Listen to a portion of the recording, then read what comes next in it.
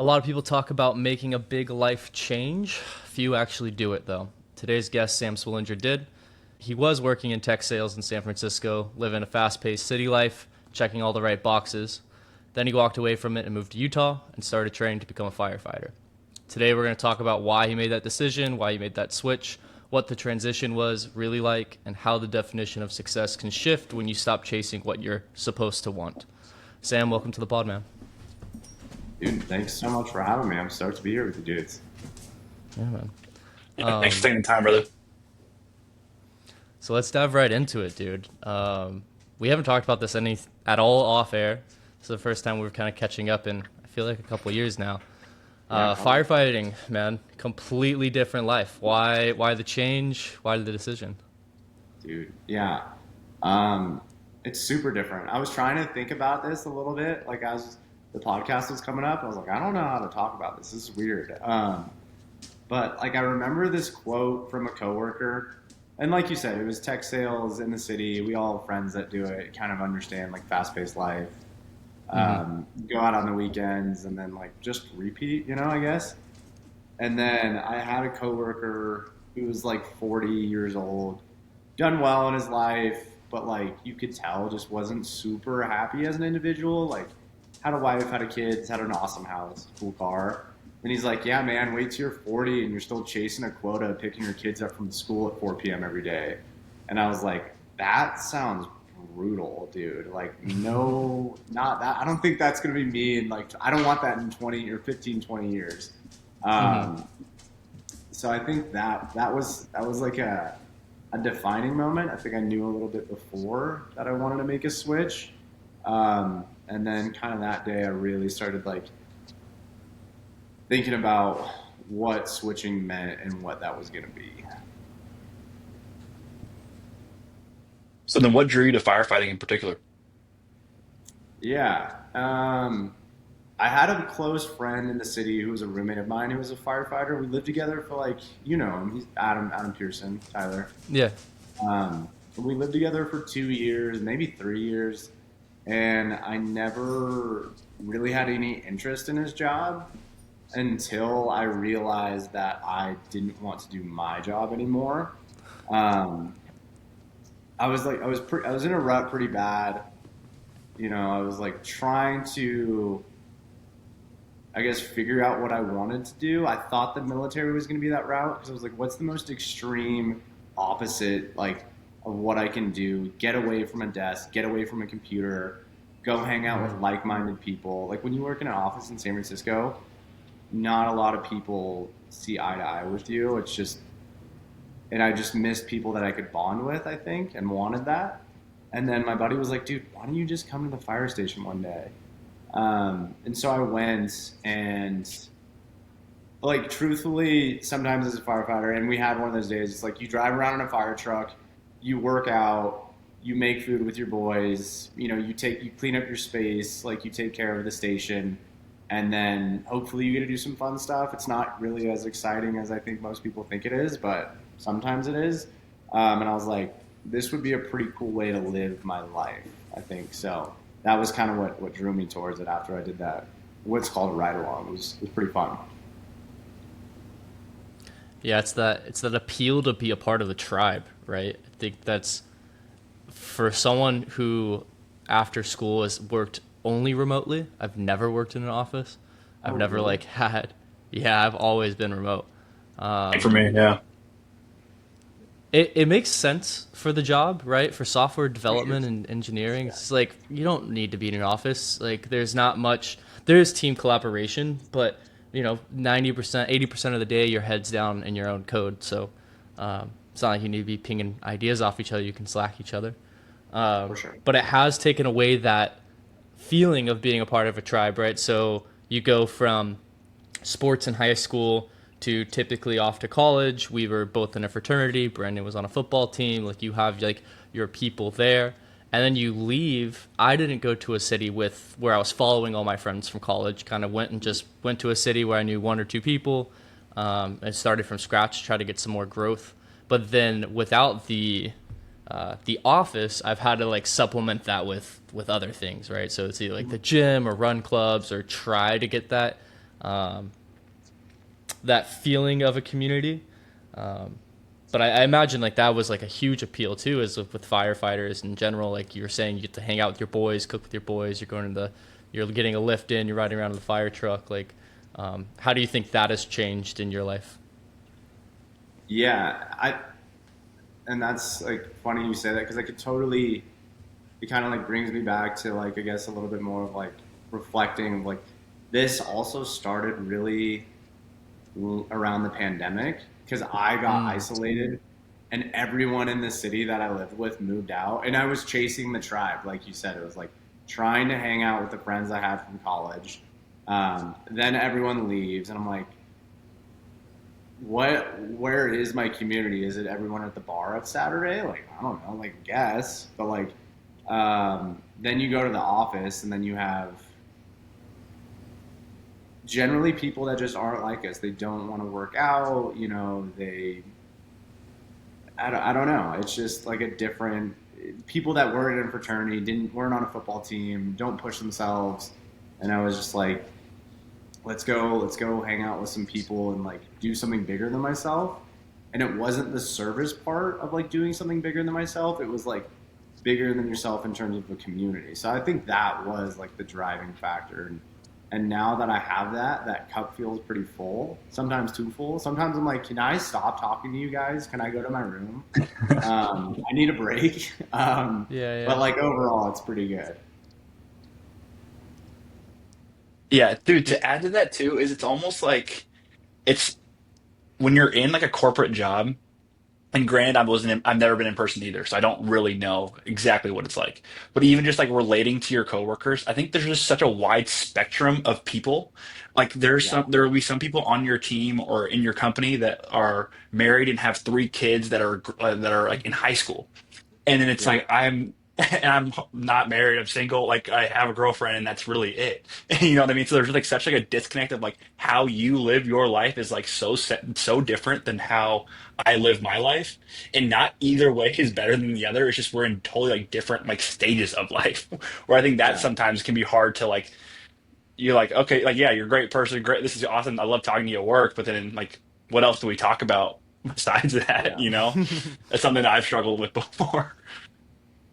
I totally agree. Like I remember the one of the awkward questions, and everyone asks this because there's it's hard to start a relationship with people at work. So I feel like everyone always asks, you know, how was your weekend? What did you do over the weekend? And when you have your 45-year-old coworker with kids in you know elementary school or middle school asking you what'd you do this weekend, you're like, oh, I went out with friends, you know, walked across the Golden Gate Bridge, went to some bars, and they're like either sitting there like that's, then they'll tell you that's such a different life than me, or oh my gosh, I'm so jealous of you, I have kids, like I'm so bored, and I'm like, I don't know how to respond to you. Like we do live really different lives. So it's yeah, I get what you're saying a lot. Do you feel more like yourself now after making the switch? Um, I think I think the answer is probably no, but there is.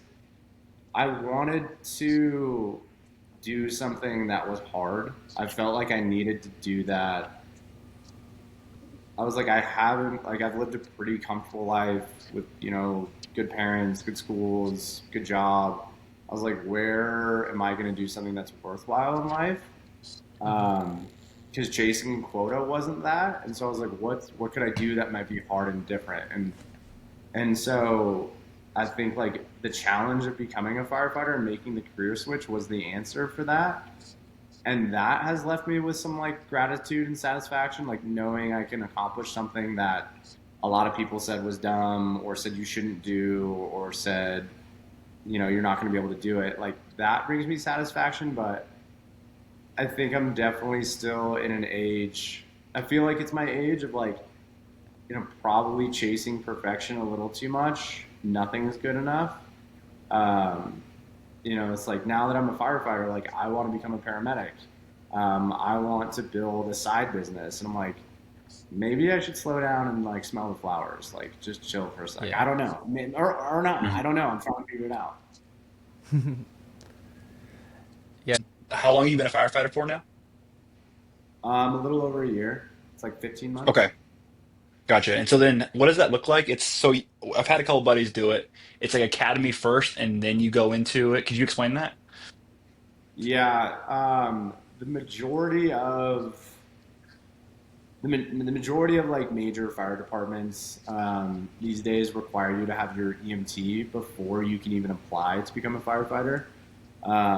So that's a 4 month program, and then you have to go and apply to a bunch of fire departments and go through like this pretty crazy testing and application process. And like my hiring process with Salt Lake City Fire took like 6 months, and then it was another 4 months of training in the academy. So like overall, it takes a year, and that's if you get picked up by a fire department. I think not a lot of people are as lucky. You know, some people test for 3 to 5 years, which is tough, but that's just the way it goes. Gotcha. Okay, Yeah, good to know. Thank you. for And sure. you did all this out in Utah, so bring us through like kind of timeline wise of when you were moving out of SF, um, or when you made the decision really to go pursue a career in firefighting and EMT. Yeah, um, it was. I wish I could remember the year. It was 2 years ago, 3 years ago now, probably.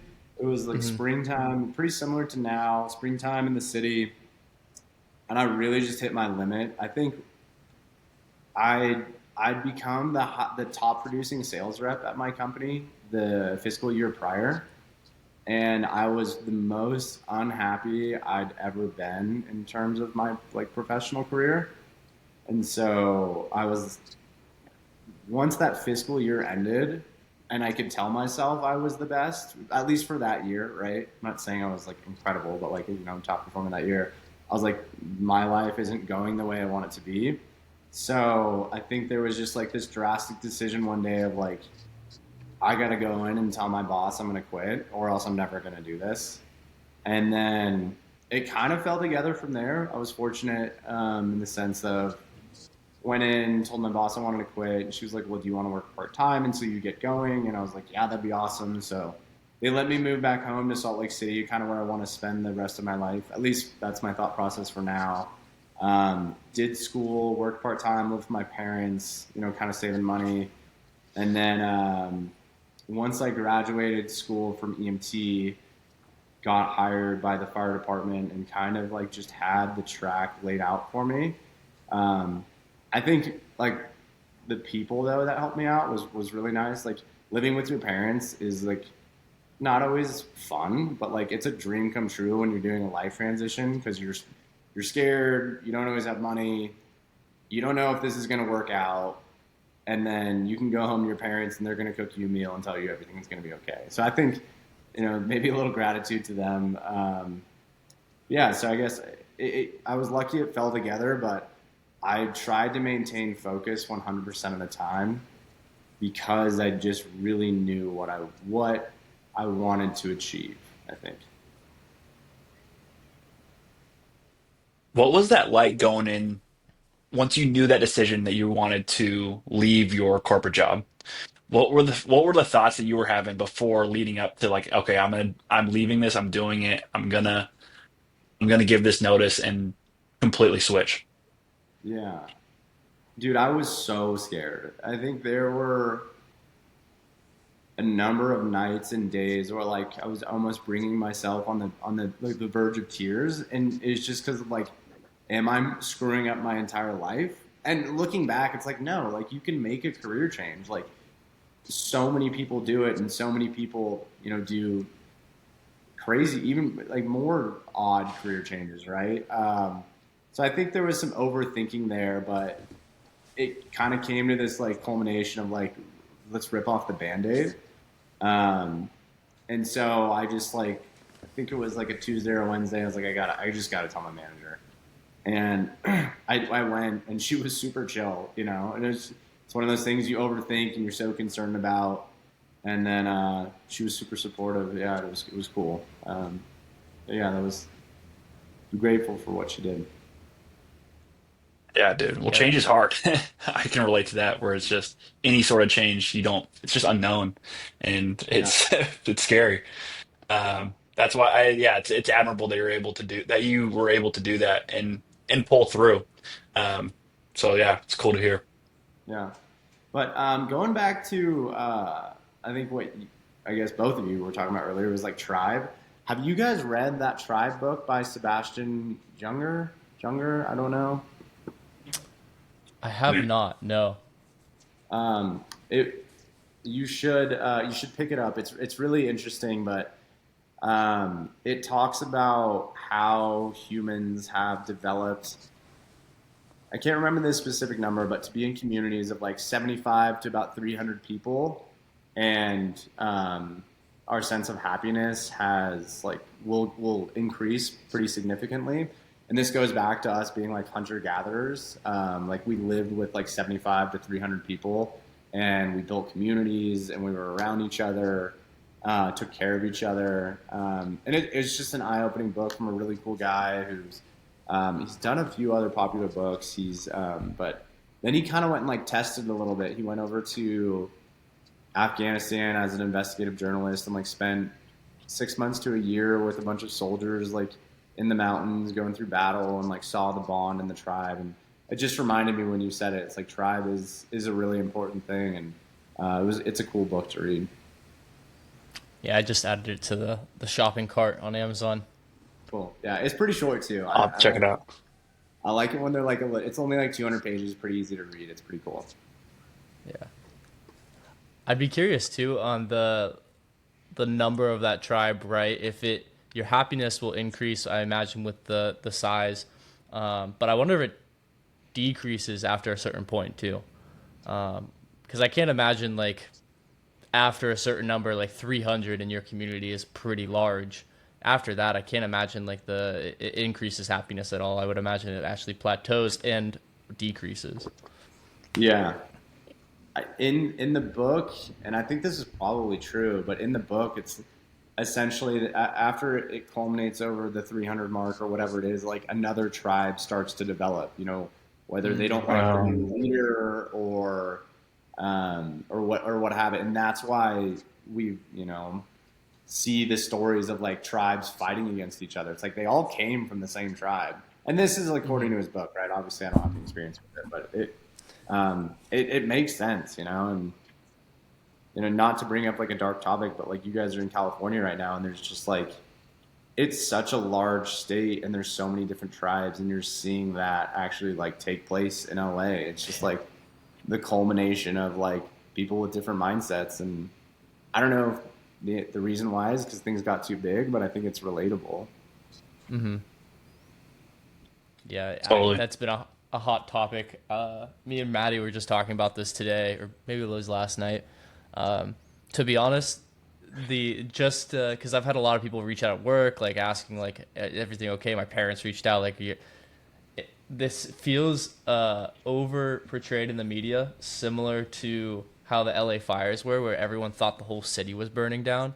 I didn't even Mhm. know that there was a protest going on in LA until yesterday, until people started reaching out. No way. It just and maybe that's because I live in a bubble and I work remotely and I have no need to like really go throughout all of LA.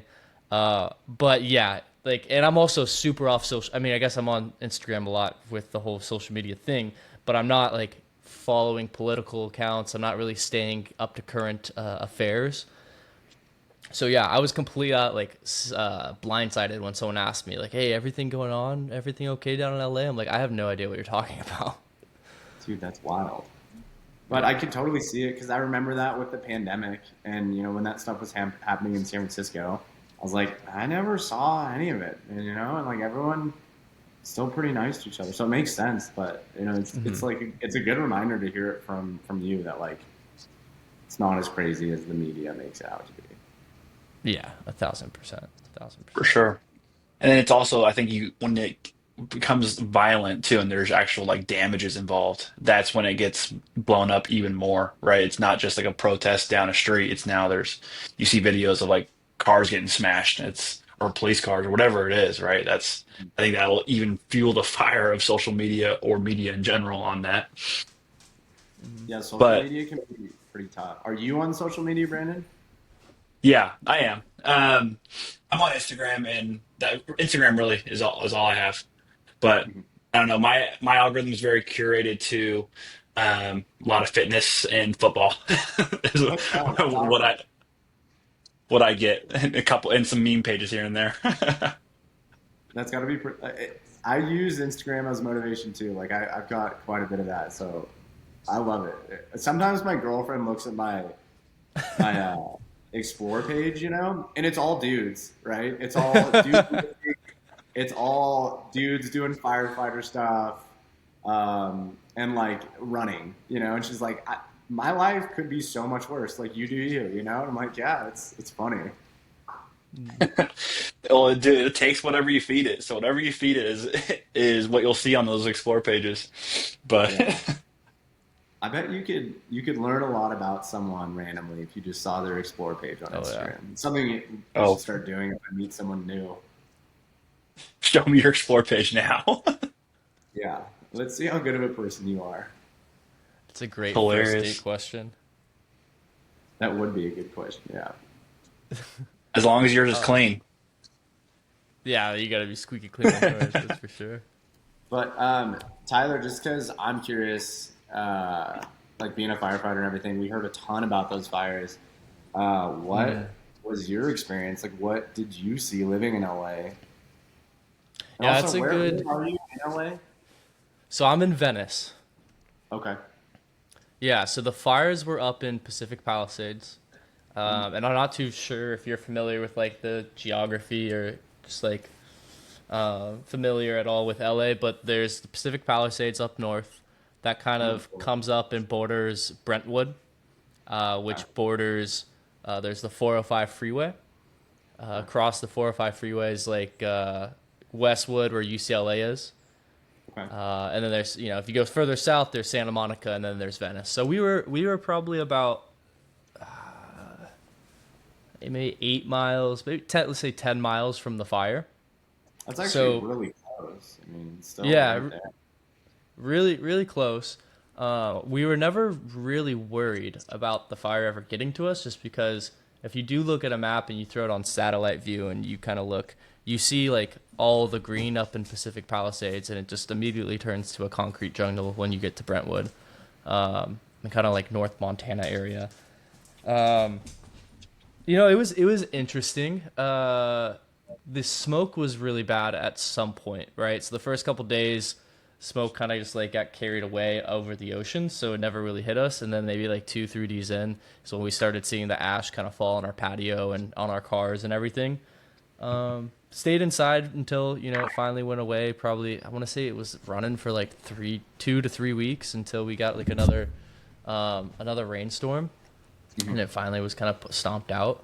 Um, yeah, I mean, outside of that, it wasn't nothing really crazy. It was stop. Hey, don't like that. It wasn't. It was pretty quiet. I think a lot of people got out of town just to save their lungs. Um, Yeah. and I think I went to a restaurant or a bar like one weekend, and it was just no one in comparison to Oh, typical really? weekends. Um, yeah, like it was fine. I didn't again just try to stay inside as much as possible. You could see you could see like the glow. You could see the glow from our apartment. Dude, we're not wrestling. You could see the glow of the fires from our apartment, but outside of that, it was pretty mellow. Never too worried about it reaching Venice. That's cool. That's good. Yeah. It, it like again, it's just like funny to hear that because the news, it was all I heard about, for a while. But like, being a firefighter, and it's just like, and it definitely affected a community, but the Yeah, like and that world I'm not trying to downplay the devastation of those fires at all. I mean, for sure. there Yeah. was 4,000 homes burned down in just the Pacific Palisades fire alone, and like multiple casualties and a lot of people injured. Like it definitely was a horrific event. But I did have like family members calling me every other day, like, "Hey, are you okay? Like, are you gonna have to evacuate? Are you?" It's like not the entire LA is a very large city too. I think people like lose sight of it's not really built up. It's very spread out. Mm-hmm. So while 8 miles sounds close, just it to have reached us, like the devastation would have been like an entire city burning down. I don't know, Yeah. it wasn't at that level. Yeah. Yeah. That's cool. Yeah. It's just the media can be weird. You say that. That's for sure.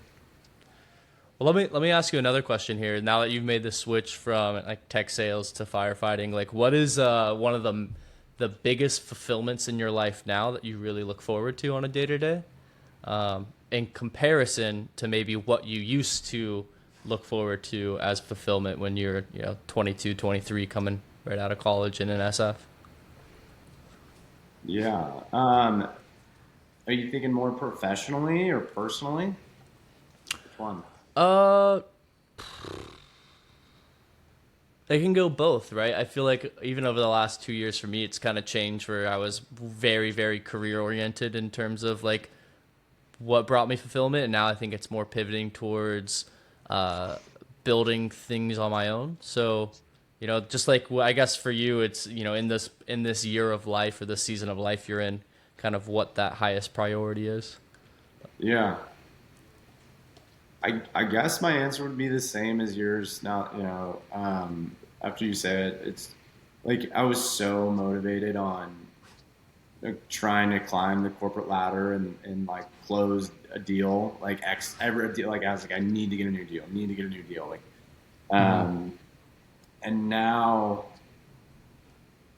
I I have a house. I bought a house here in Salt Lake City. I live with my girlfriend. We have a 1 year old dog, and I think it's kind of just like building the the platform for the rest of my life. Hopefully, is kind of what I'm trying to do, and makes me feel pretty like happy.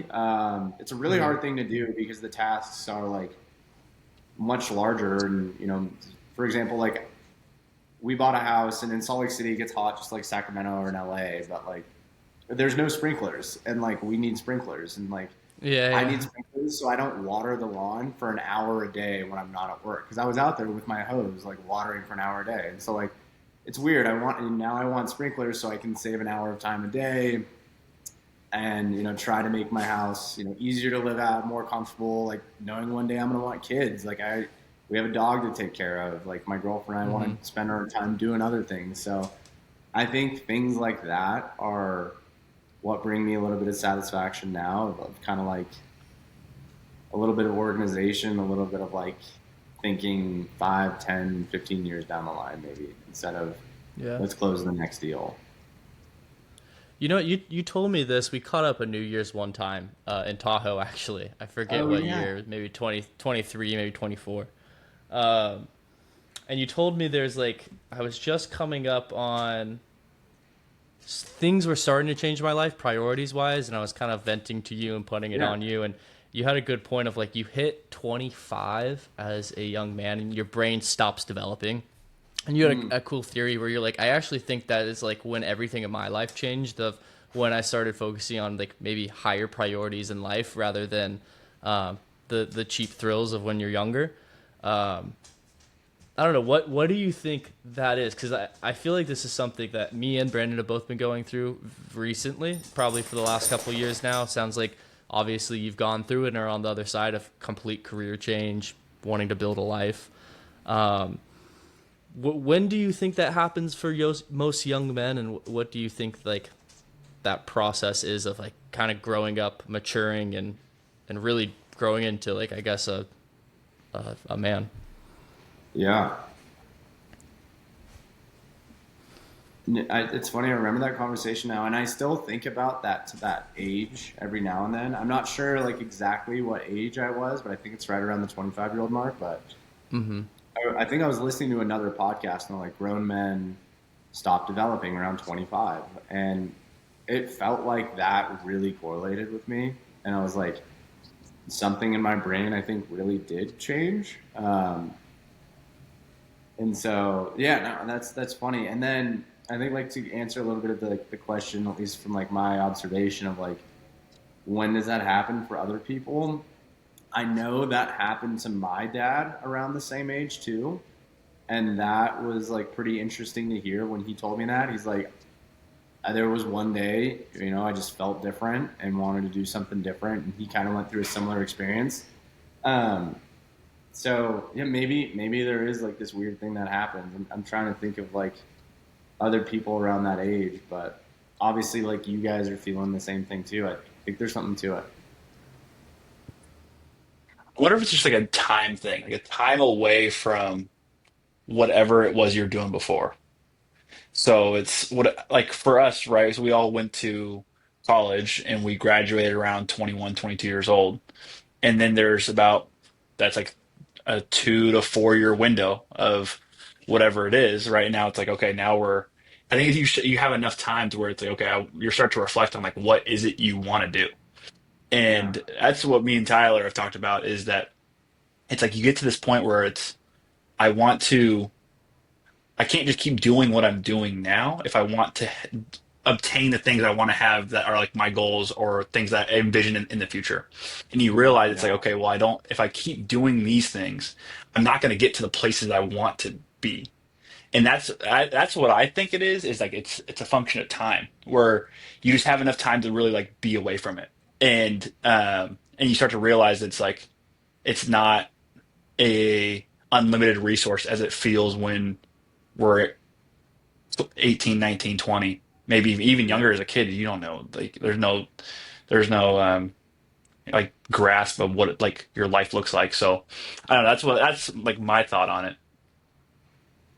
That makes a ton of sense to me. And it's also just like an observation, like it's a scary thought. Like what you just said of like knowing that if you're not doing things you want to do now, then you won't change until you make that change. And there's people that I think never make that change, and that's just like a little scary to think about. And I think you make like a really good point of like it is time. And I think one thing that I think about as well, and I'm kind of grateful for it, is to an extent, is the pandemic totally changed my mindset on life.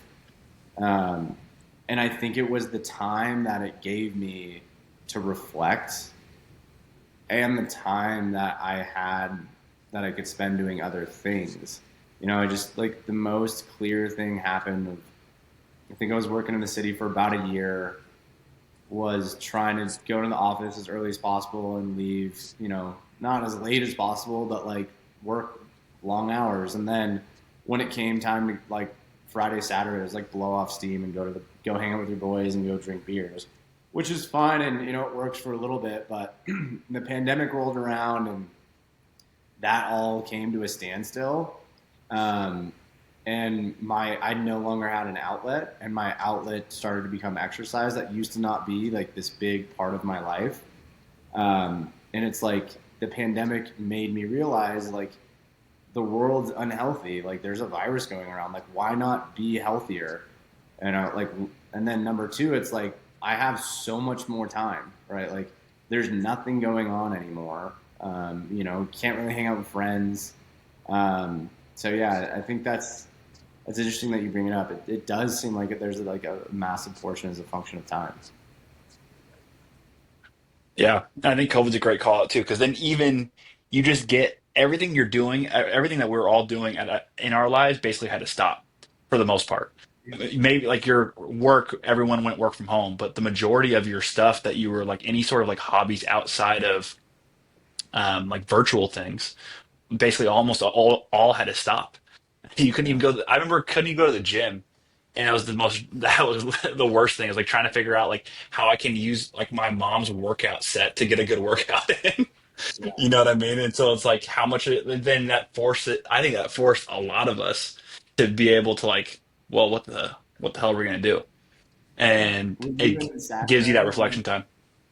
when the pandemic hit? Yeah, Were so you in I SAT? was still in school and slow, and then I went home for once school got canceled and all that kind of stuff was going on, I went home and decided not to hang out in like this like our small St. Louis Obispo house. I was like, I'm gonna go home for a little bit and spent like 6 months, probably like 3 or 4, probably 3 months at home, and then came back once things started like opening up again. But It felt like there was a period of time where we weren't sure if like everyone was gonna die, and like yeah, how bad this was gonna be. So I felt like everyone sort of moved home at that point, like, and then everyone kind of came back. Is kind of what that felt like. I remember that.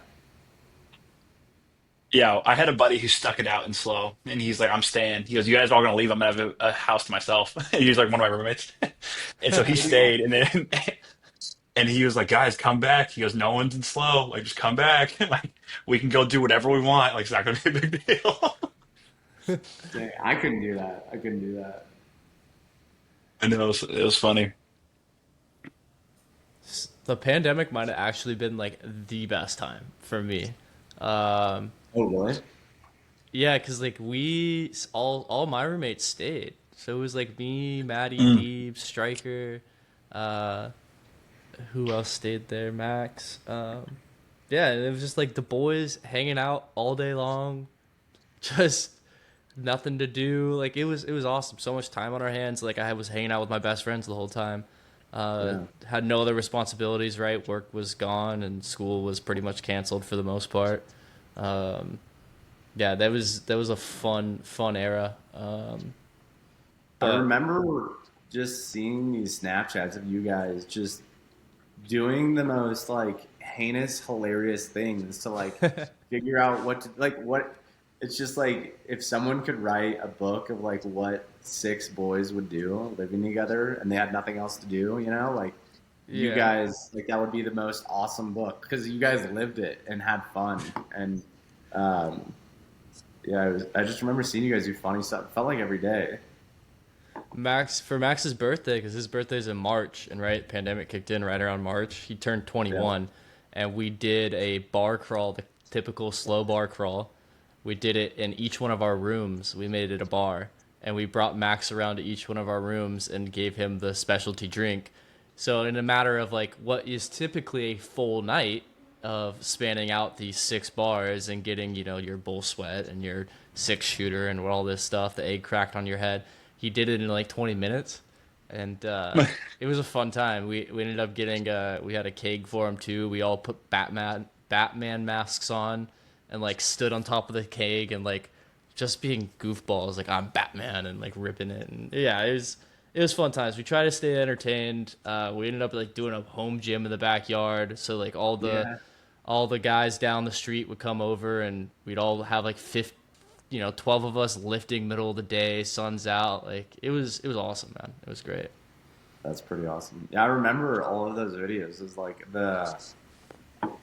I remember when you guys did the bar crawl, and I was like, that looks really fun, and that was a good idea. Yeah, it was a good time. But getting back to like the main focus here of you Yeah. transitioning, was there ever second thoughts? I feel like it's such a huge jump, man. Like any time there in that period where you're like, shit, I might go back. Um, I don't know if there's necessarily thoughts of going back, but I think there were second thoughts of, am I going in the right direction?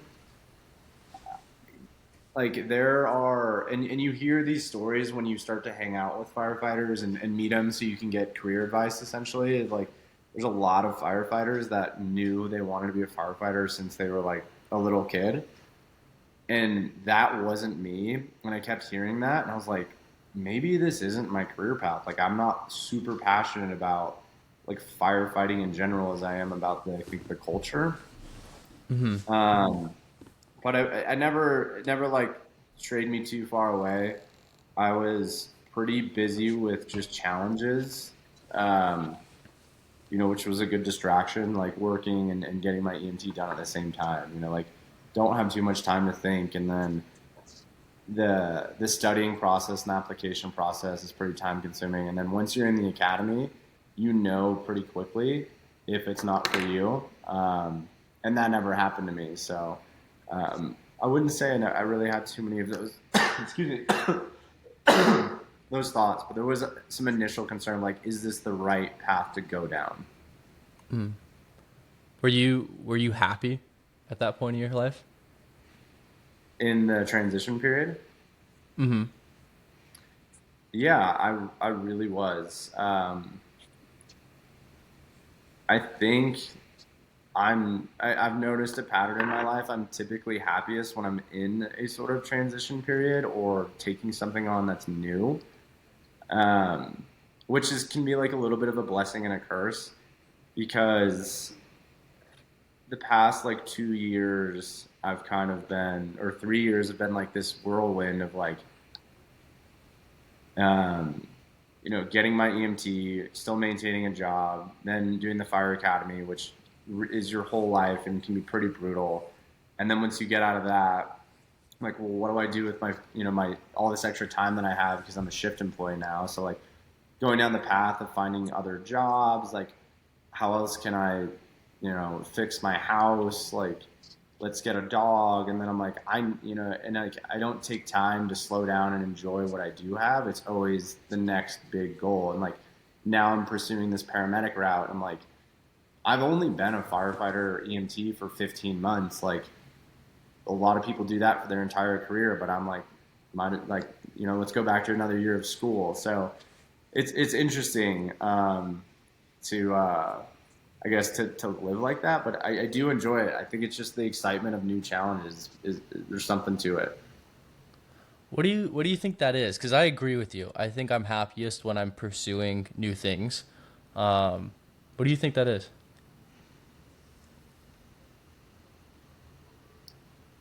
I think there's something that tells you if you achieve X or you do Y, it's going to make you happy because you're going to be the person you want to be in your head. I think I'm not sure what to call that. I'm sure there's a name for that, but I think that's part of it. I don't think that's probably really very healthy, but I think everyone has it. Um, I think that's a big portion of it. A little bit of like the Jones syndrome of like, they have the white picket fence down the street. I'm going to get that too. Um,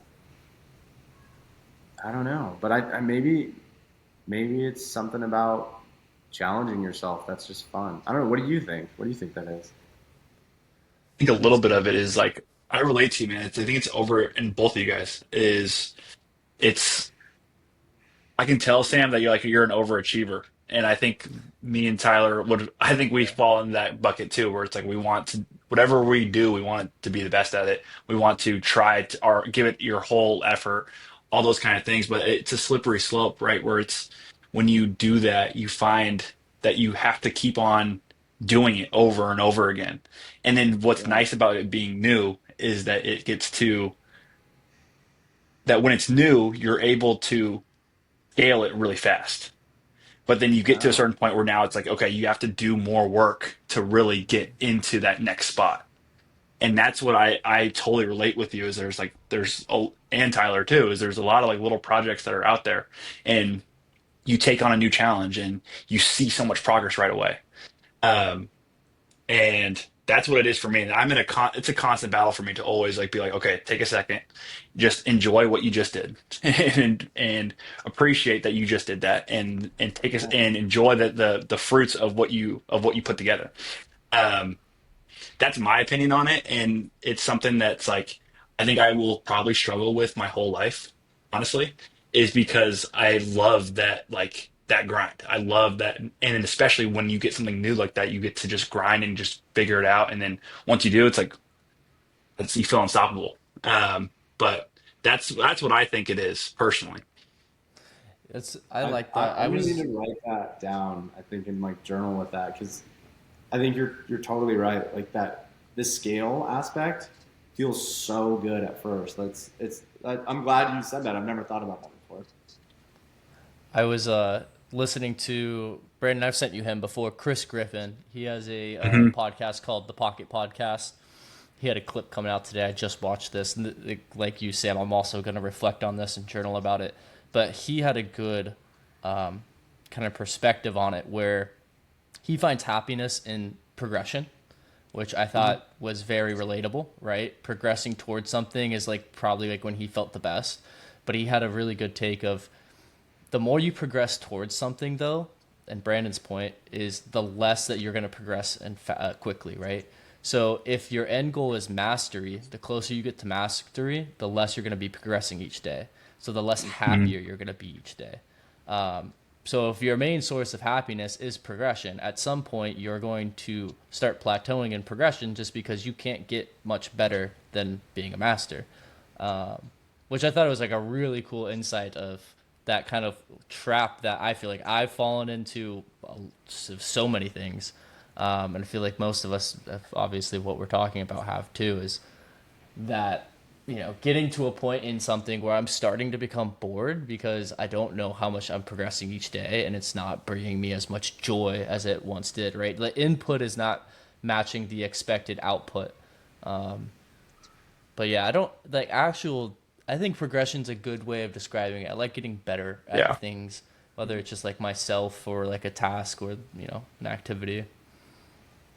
Do you think, So and sometimes I think about this as maybe a function of being an American. Like Mm. we are a culture that prides itself on having the nice car, having the nice house, and those things. And in order to do that, you need to have a college degree so you can get a good job, and then you need to climb the corporate ladder, and then you work for 40 hours a week. And we work more than I think most countries in the rest of the world. Have you guys ever thought about that? Like, do you think that's just like a little bit of a cultural thing, or yeah, I think it totally plays in for sure. I mean, it's kind of it's kind of what you're around and what you see too. It's just it's like we we're in this culture and we do this and I think the best example of what you're talking about, Sam, is it's like when when you ask somebody about like their weekend and say you don't know them very well or you ask them just about like what they're doing, one of the most common responses you get is that, oh, it's good, I've been really busy. Right. And I think that is a total cultural thing where I it's just said it at the beginning why of this. yeah, right. And it's I do the same thing too. It's like I'll talk about my weekend as being busy, and I'm like, oh, why is that the proxy for being a good weekend? So I think that's definitely culture related. I don't know if it's a bad thing, but I think what you're saying, it's definitely it has an influence for sure. I don't know. Yeah. I don't know if it's a full cultural thing too, though. Because I will hear other for like you go to work on a Monday. And how was your weekend? How was your weekend? How was your weekend? Or even with just your friends that you didn't see that weekend. How was your weekend? And like some people get so much enjoyment, and I used to get so much enjoyment from not doing a bunch of productive, active things on the weekend, but just like getting like obliterated from Friday night until Saturday night, and like it's not really doing anything productive. Um, so I don't know. I do think it. Would you I call think that busy though? Like you're still doing stuff, right? Like sure. you're going to this friend's birthday party, you're meeting up with these people for dinner, you're going out to lunch with them, like right? I don't know. Would you consider that busy? Sure, like just not sitting in your own thoughts and like and trying to relax rather. Right. Yeah, that's what I Yeah. mean. Like Okay. busy as in Fair. just Yeah. any sort of task, any sort of Yeah. or Yeah. just Yeah. Yeah. Yeah. activity, right? Just something that puts on like it blocks time on your calendar. Yeah. Then sitting, and kind of being in your own thoughts and alone. I was thinking about asking you guys the same thing because it's like you two are just motivated dudes. I've seen what you're doing on Instagram. Like I think it's awesome. Um, like I commend it. I want to be a part of it. But now that we're all talking about it, like, is this the what we should be doing in terms of like happiness? Like is that the healthiest thing? Or maybe like how do you achieve happiness is like a better question. Like I know that's like such a cheesy Oh, question, like that's because well. my Is guess is the way we're all talking about is like that's what we're all three of us are searching for. I think, right? Like sure. Yeah. Yeah, that's a tough one. I don't know. I think part of it has to do with the name of this podcast, right? Purpose and progress. I think a lot of people just need purpose. I think having a purpose is like the true Mm. meaning of happiness, right? You could see someone um, who has all the things in the world, right? An absolute billionaire, um, has all the resources that they could possibly need, but they still maybe aren't happy. And you can go on the complete opposite side of the spectrum and go to a third world country, the poorest place in the world, and you'll see a family that is absolutely incredibly happy just by having each other, right? And I think it all comes down to values and what you value as well. I think for me right now, of why what I'm trying to do is find that purpose, right? I think that's like a lot of this podcast is about, is trying to, at least in my life, of what I've realized, what I really want to do over the next year and a half, 2 years, is really try to just spread it's hard. I struggle with this too because I'm so young. I'm 26. It's not like there's a ton of knowledge or wisdom coming from my years of experience, but at least spread the lessons that I've learned that have really shaped my perspective, because I do think over the past couple of years I've become happier, but it's more so because I've started pursuing things that maybe bring me fulfillment and purpose, right? And I think one of the big things on my plate that I would like to share is with the young men who were in that same phase, to try to help them get through it. Because there was a while I was just lost. Like every weekend was kind of like this empty chase of quick dopamine, and then the weekend ends, comes to an end. Your Monday, Tuesday, you come in this this very low, and you get this extremely high on the weekends, and people kind of do this endless cycle and never know really how to get out of it. And so that's kind of what I'm trying to do, and that brings me a lot of happiness, is sharing that experience of how I got out with that with other people, seeing it resonate and whatnot.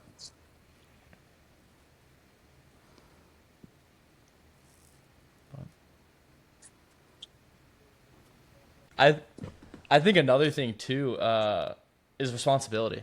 Like I'm sure at some level there was a bump up in your happiness level, Sam, with the how, like responsibility of a dog, responsibility of a house, responsibility of like maintaining a relationship. Um, Yeah. I find like those are super helpful. Like getting a dog, I would have never, like for the first couple months it sucked, but the amount that I have grown as a person having a dog is like insane, and just being responsible for like another living being. Um, I think that's Yeah. huge too. Going back to what you said about like purpose and progress, and I guess becoming who you are now and finding who you are, do you think you needed to fuck up as much as you did to find that? Because I think I did. Yes. Sadly, I think there's only so much you can learn through others. I think there's just a lot of experiences and lessons you have to learn yourself. And if you're smart, learning is changing your behavior, right? It's not just taking in something, but it's actually taking in something and actually changing something about yourself from it, right? So unfortunately, a lot of people go through life experiences and don't learn and just like keep reliving them. I've done this in the past with myself too, where it took me maybe like a couple tries to figure out maybe this is not the right thing for me. I kind of forget the question there. I just kind of went down a tangent of. No, I mean I think you kind of talked about it, but like, do you need to mess up to figure out what you want to be?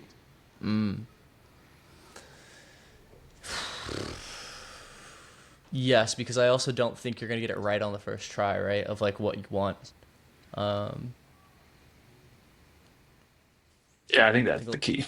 Is it's that it's not necessarily like I think mistakes will happen, and you're gonna have mistakes, yeah. but it's not that you necessarily like you shouldn't be going out there trying to make mistakes and do Mm-hmm. the wrong things so that way you learn from it. Mm-hmm.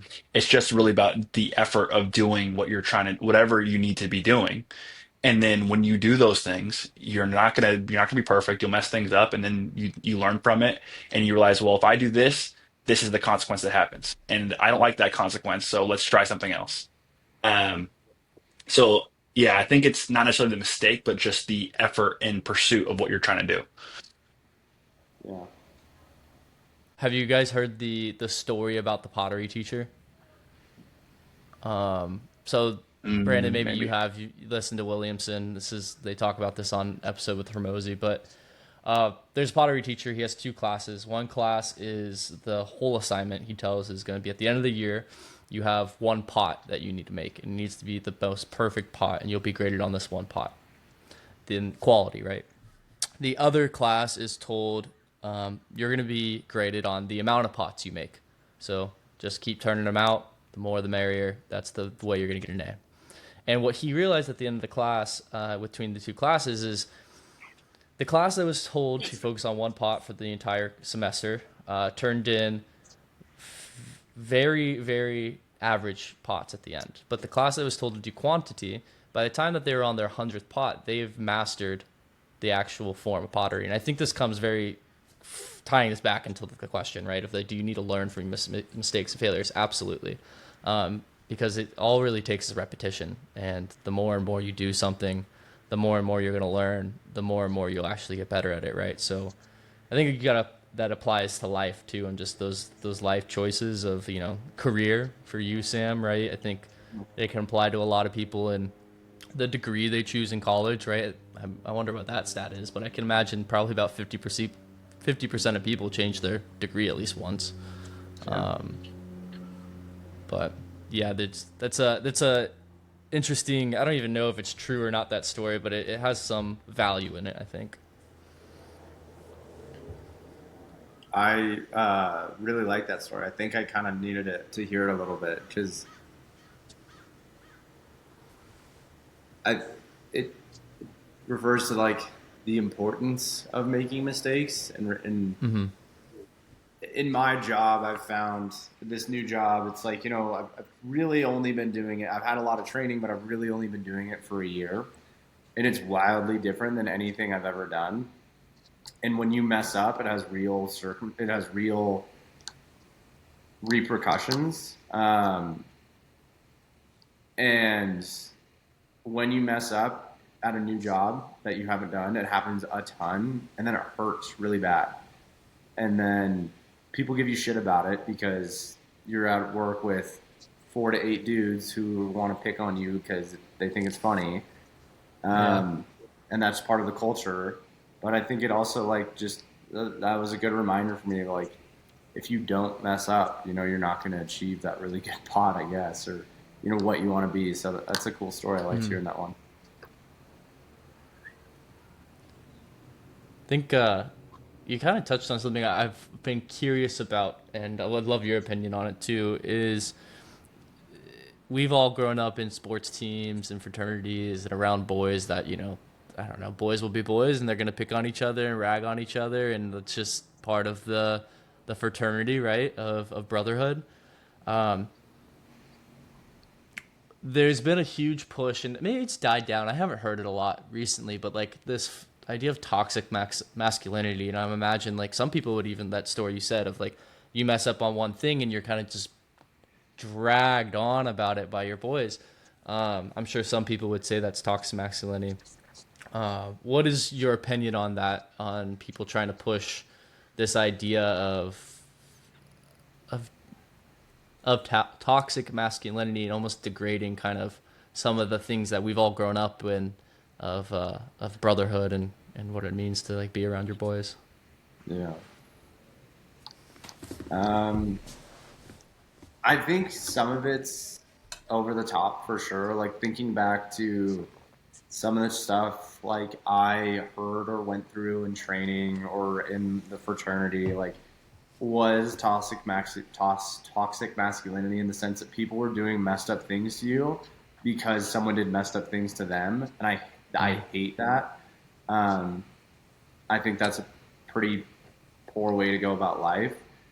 But there's something about sharing a bond with people that have gone through shitty things with you, and there's also this weird sign of affection of it's probably not there's probably a healthier way of doing it, but it's like if you give your boy shit, there's a sign of affection there.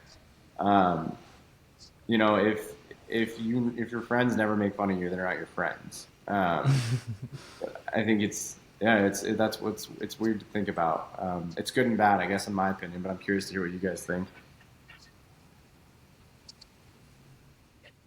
Yeah, I agree. And I think too, I guess it depends on what is the example of what is like being called toxic masculinity when I think about it. Because there's certain things where I think that's just being like the saying boys will be boys. Like like they're boys are gonna do stupid shit. You're gonna talk shit to each other, and those things are like very like just real. Um, so for me, it's hard to put a true like general statement to that because I think there's definitely things that are not okay. But then Yeah. like what is the example or what is the actual like the case of where that comes through is is where I probably would have to change my opinion on it. But Sure. Yeah, that's a good point too. I mean, yeah, exactly. Right. It's like, what is the action being referred to? yeah, If I it's think a toxic masculinity is such like a buzz. It's like a buzzword at times yeah, too, where there's some people on social media too. You'll see it's like they'll call whatever they disagree with toxic masculinity. Or it's like, yeah, well, it's just it. I don't know. Maybe that's just sure. yeah. Maybe that's just my opinion, and take it for what it is, right? I agree with Yeah, you. I think I don't love the word or like the term toxic masculinity, but I think I know the sentiment of what people are going for with it sometimes, and like I can kind of get Right. behind it a little bit.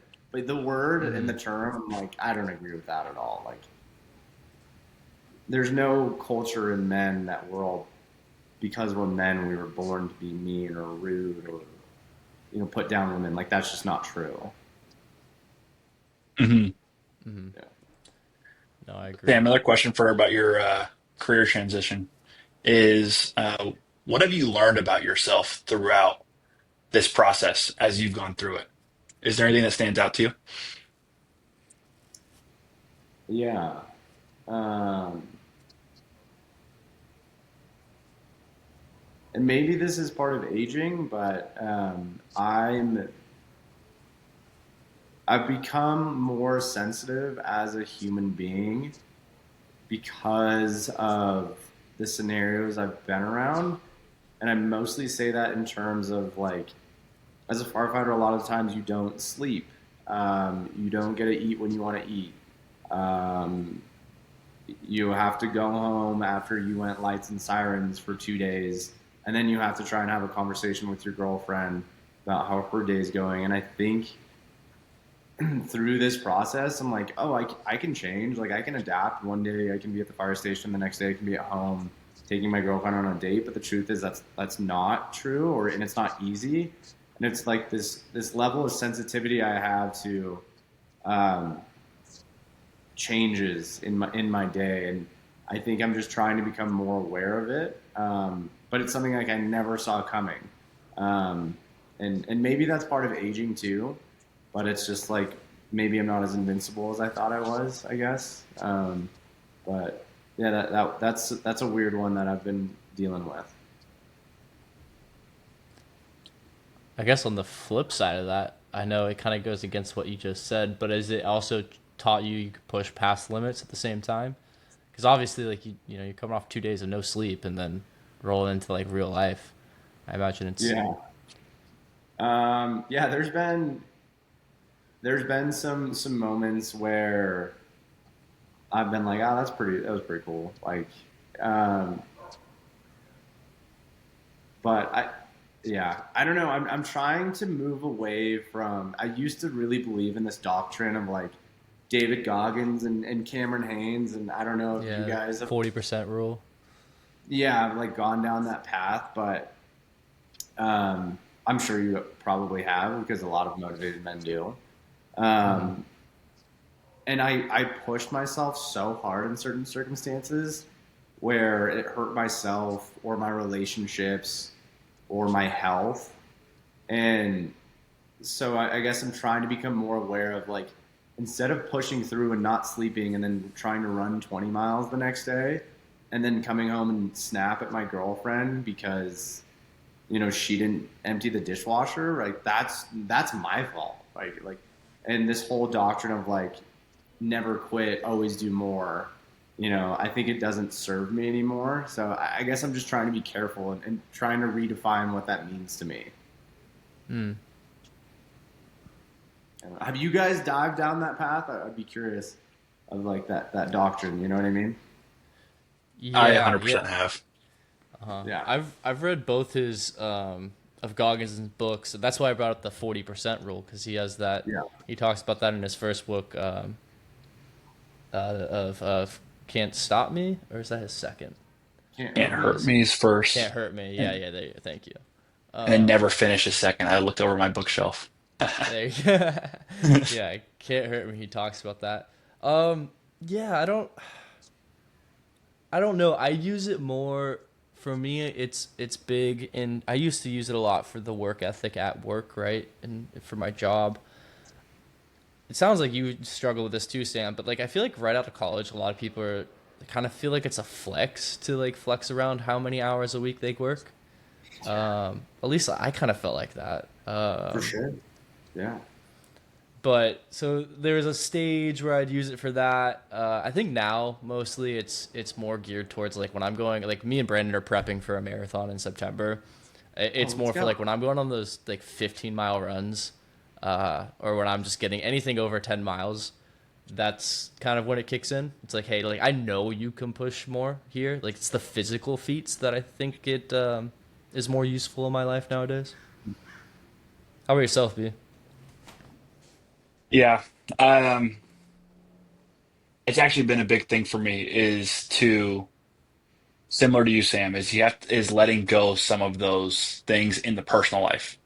Um, and dude, the way I operate, I think this is learned from all the way back until elementary, middle school, probably, is just like going as hard as possible all the time. I remember being in middle school and high school, and I the goal for me was always to play college football, and that was like the dream. And so a lot of and Ty can probably attest to this. There's a lot of times where we'd all be hanging out, and at 7 in the morning, I'm like, "Hey, gotta go. My dad's here. We're going to an Yeah. extra training, like a personal training session or a group workout or something." And that's been my life the whole time. And when I do something, I just go all in, and and really, I would say over the past couple of years is something that I realized that's what I do, and that when I do, I get so tunnel visioned out that like it blocks other things off. So I relate to you, Sam. That like I've also had to let that mindset go in my personal life where it's I have to like remind myself constantly to slow down. Constantly it's okay to enjoy where you're at. To enjoy it's like and I literally remind myself like in journaling and say it's like I I am right where I'm supposed to be. Right? Because there's that feeling of like always doing more, always going harder. You're only at 40%. And I think that's a good way to frame it, Ty, is taking that in certain like aspects of your life. And that's what I've had to learn is not doing it fully in everything because then there's other parts of your life that will start blowing up. Um, but doing it just in fitness, I think is a great outlook. Yeah. I'm curious. You mentioned in middle school this started. What do you think that was like parenting, or do you think that was like what was it a coach? What happened? A little bit of Was there both. maybe I not a think it's person, maybe a thing? so I think it's It was like personal a little bit because I always been goal driven. A little bit of parenting. My parents are great people and I love them to death and they give me whatever I like wanted to do. And so whenever I gave them like something that I wanted to achieve, they made a way for it to happen. And so if I said I want to go do this activity or this thing, they found a way to make it work. And because my dad was big into football and it was like I told him I was like I want to play college football. That's what I want to do. He goes, "Okay, well we'll find a way for you to do it." And then he goes, "This is what it's going to look like." And so then in middle school is when I started going to the gym with my dad, and we're lifting weights after school, and then that's like a Monday, Wednesday, and on Tuesday, Thursday we'd go to this facility and with this group and do group workouts, and so then it's just like, and then yeah, even at that time I'm like, holy shit, I'm getting better. I'm getting stronger. Like I'm able to throw guys off me now. Never been able to do this. And and then I saw those kind of gains in the sport. I'm like, dude, I love this. Like this is great. And so I think it's a combo of being pushed hard and at the same time like also like responding well to being pushed and then doing it. I don't know if everybody would respond that way. I think sometimes I've heard stories of people like breaking, right? Where it's like it's not what I want to do and they pull out. For me it was like I want to push past that. I want to be able to like I saw a little bit of progress and I knew that was what the goal was and I kept on going. Um, so to answer your question, I think it's a little bit of both. And there's a lot of, I think, variables that play into why I am that way. Um, but now, but like I said, though, now there's a level of like unlearning that has to go on to make sure that there's more balance in the everyday life, not just the sports athlete side that I was when I was younger. Yeah, I guess priorities change. That's cool. That's way cool. That's like a dream come true for a kid, you know? No, for sure it was, and it didn't go the way I wanted it either. There's a lot like it didn't work out exactly how I wanted to. Like the dream was always to be like to have like a plethora of offers, choose where you want to go, pick where it was, and it wasn't like that at all. Didn't have any offers out like no like real D1 schools, and then end up walking on at Cal Poly. And so it didn't work out how I thought it would, but I ended up being in the situation that I wanted, which I was like super lucky and grateful for. Um, but Yeah, hell yeah. On the note of unlearning things, is there anything that you had to unlearn, Sam, between the transition from tech sales to firefighting, and maybe not in a professional manner, obviously like two kind of completely different things, but maybe in like a lifestyle manner?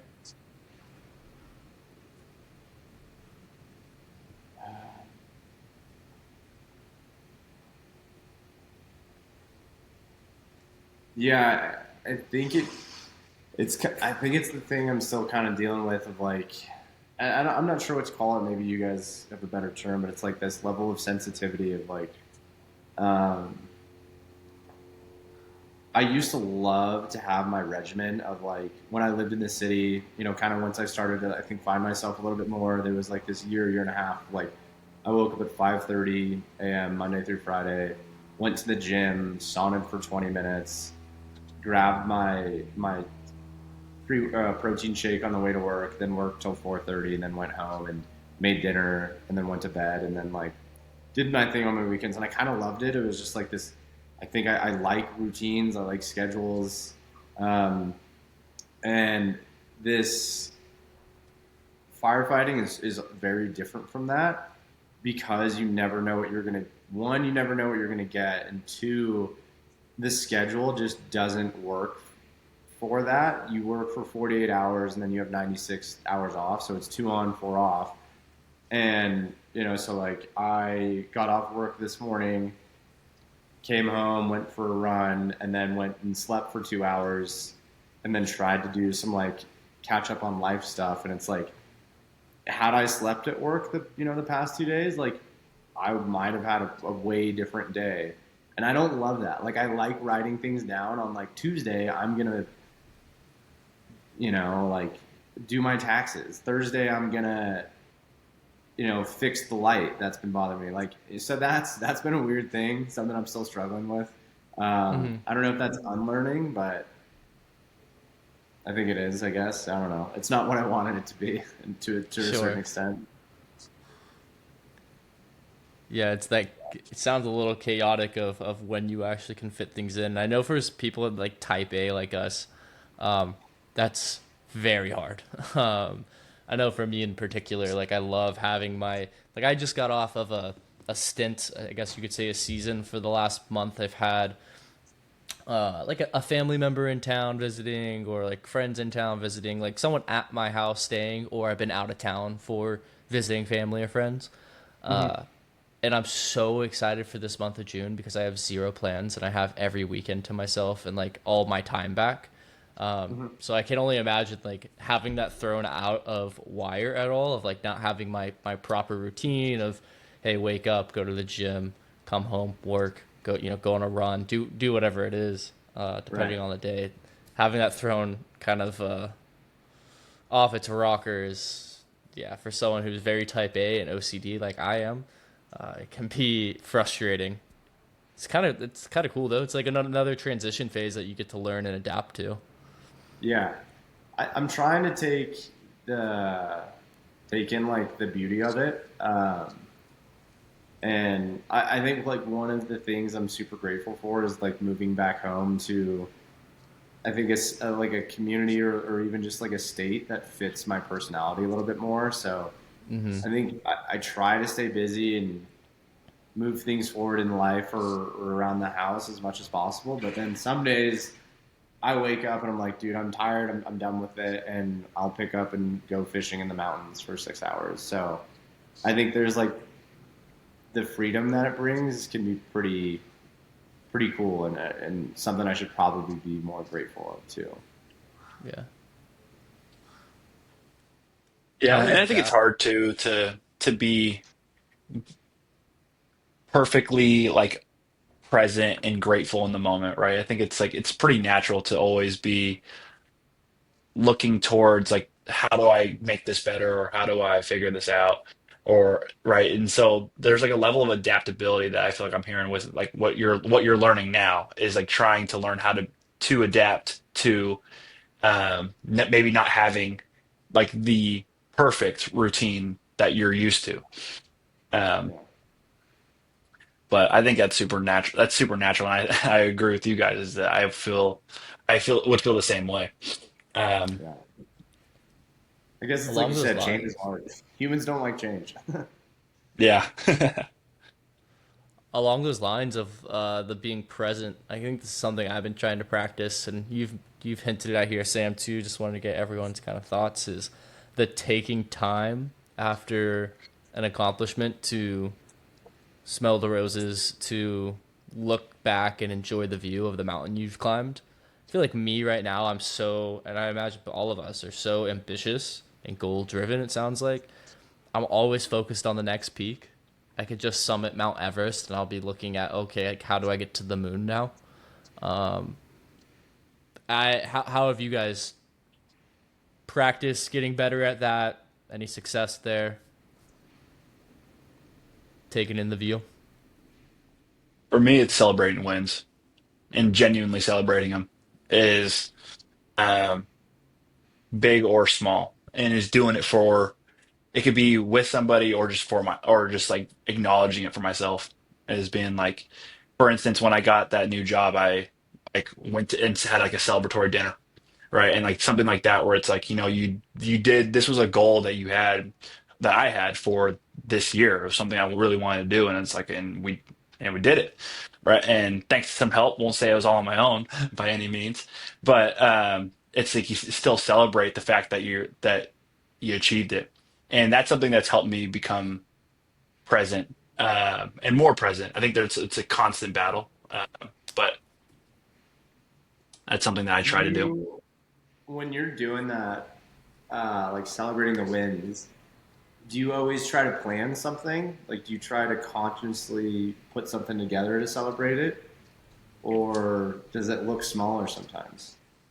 I think sometimes it can look smaller. I think even like in the job, like when I fix a bug or if I find or I get like a some like code pushed up, it's like I actually will tell myself like, "Good job, like you did it, like great work there, like that was awesome." Like I'm giving myself that little bit of like that own like self reassurance, like that's like celebrating it. That's not something I've always done before. And it's because I think it's for me personally so can so easily get caught up in okay, you hit off that thing off the list, let's go to the next thing. But instead of just taking a quick second, and I think and to answer your question, yeah, it can be small or big. And I think I kind of just will scale it to whatever it is. Like I'm not going to go out and celebrate a um, I don't know, like I made my bed or something and go to dinner because I made my bed. But like there's like little things where it's like, okay, you're doing a good job and you're doing and that should be like at least acknowledged, just for like internally acknowledged. Yeah. I think I need to do that in the terms of like like acknowledging the little things, like, oh, you just made your bed, like you did something good. Like I think a lot of the times I'm so focused on like the big things, right? And those can be so spread apart.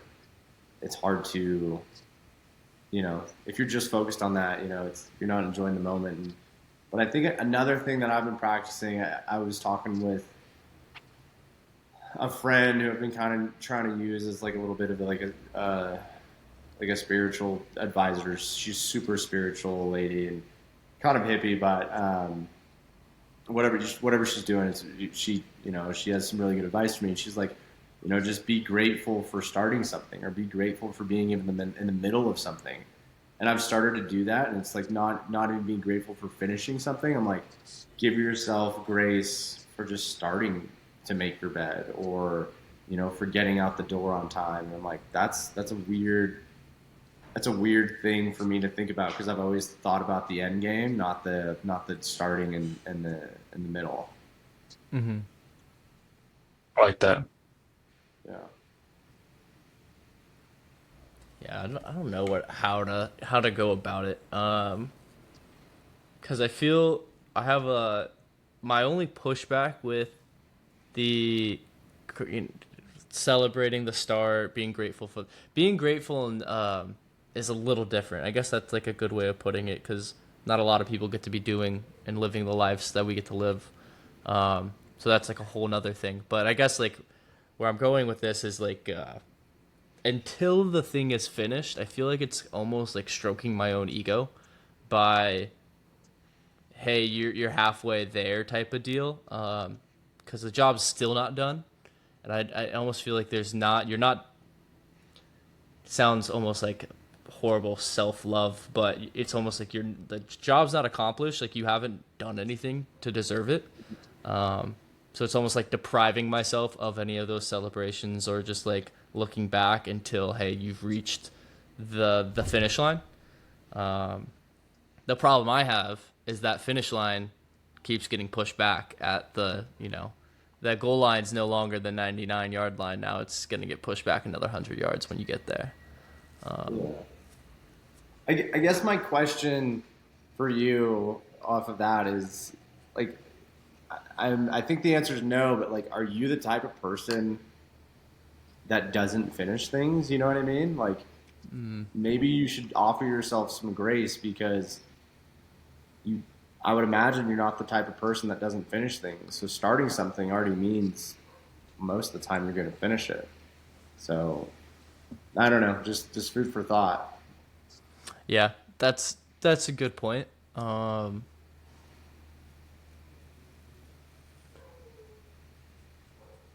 feel like in the past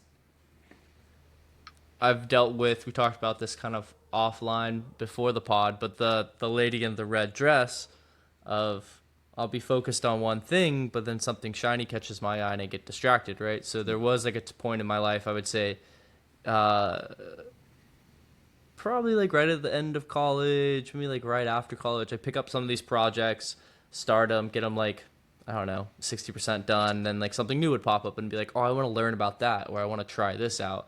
I get that. And I guess it's like a good way of just like, if you're trying new things, like trying to give myself some grace here, is just trying new things over and over again. Like there's only so much. Adam Jensen told me this once. He's a good buddy of ours, Sam and Brandon. He went to Cal Poly as well, but he told me once, in referring to books, uh, I always feel bad if I pick up a book and I'm 50 pages in and I don't finish it. And he told me, like, yo, there's only so much time you have to read. If you don't like a book, just set it down and pick up the next one that you want to. And I think that was actually really good life advice for like any projects or anything you're doing. Really, it's like you only have so much time to live. So if you're doing something that you don't like set it down, go on to the next thing. It doesn't serve Now, me. practicing that and living it's a little different, but yeah. Yeah. I've thought about that book thing before, so that's I'm gonna take that one home with me. Yeah. No, it's that's true. I do think that there is value though in I think I really do think it's just like a function of being present is that when you're present and you're able to acknowledge the work that you're currently doing, it's like the you're allowing like that perfectionism to dissolve a little bit where like that perfectionism sometimes is just like it's always so focused on outputs and outcomes where and then making sure that it's all built out to that spot. But I think like being present, being grateful, it's kind of what Sam was talking about too, is that when you're able to do that, it's okay. Like you become less outcome dependent. Yeah, And that's something that I think that's helped me um in things that I've learned is that not everything needs to be perfect. And the more I strain for things to be perfect, is the more I actually get unhappy with the things that I'm doing. Because then it's like it's just not it doesn't meet the this hypothetical standard I set up here when really what I'm doing is still good and great even.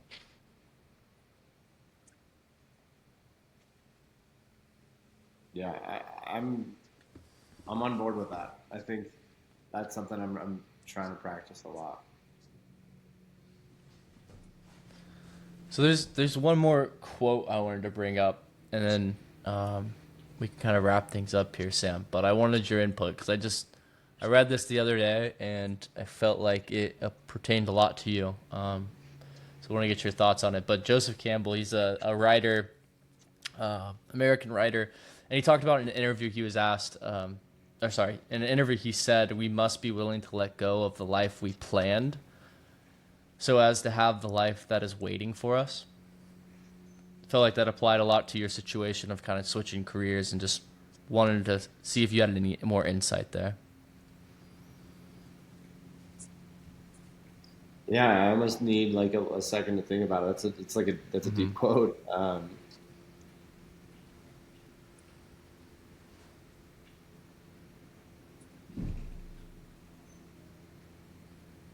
Yeah, I mean, I think it's true. It's just like we can all change the trajectory of our life pretty easily once you just put your foot in the new direction.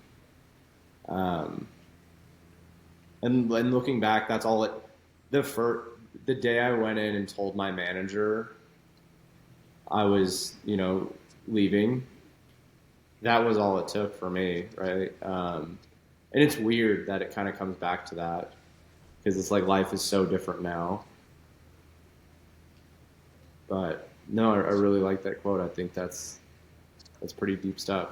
I don't know, and I know this podcast is like been about I guess the change in my career per se, but it's cool to see you guys doing the same thing. Like it's like every time I see your post, I'm like, hell yes, like another fucking dude is doing it. Like someone like you guys are doing it, and there's because I hear constantly from people that we know from college. They're like, I don't know, I'm not like, why am I doing this? Like I have people that text me, from the city, and they're like, should I be a firefighter? And I'm like, you should probably do something different. I don't know if you want to be a firefighter. Um, so I don't know. I think it's really cool that you guys are doing this, and I commend you on it.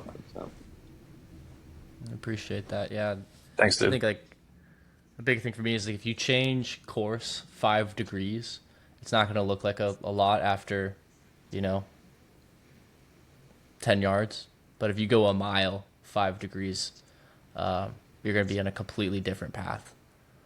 And I don't know. I think everyone should take that to heart. That's what I'm trying to do. I think that's what Brandon's trying to do. That's what you did, Sam. And I don't know. I've taken some accounting of my life this 2025 this year. I can't believe we're almost halfway through it, but and me and Brandon had a conversation about this right before the new year. Uh, I know what I want in life, and I'm trying to be very, very intentional from here on out about trying to get that. I think like before, I always talked about it, but then was living a life that was not getting me anywhere near where I wanted to be. Yeah. So it was time to change course. Being intentional is fun. It's scary, but it's fun. All right. Well, I appreciate coming on, Sam. I think we hit all the bases today. I think we had some really really good conversations, a lot of good reflection, a lot of good insight. Appreciate you making the time to join us. I know with your schedule, it's not the easiest to chuck away some hours on there, so appreciate it. Yeah, that was great. Really Absolutely. appreciate you, man. Yeah. Thank you guys a ton. I'm stoked to just to chat with you guys and like be a part of what you guys are doing. It's really cool. I like it a lot. Thanks, Sam. It inspires me. So keep fucking doing it.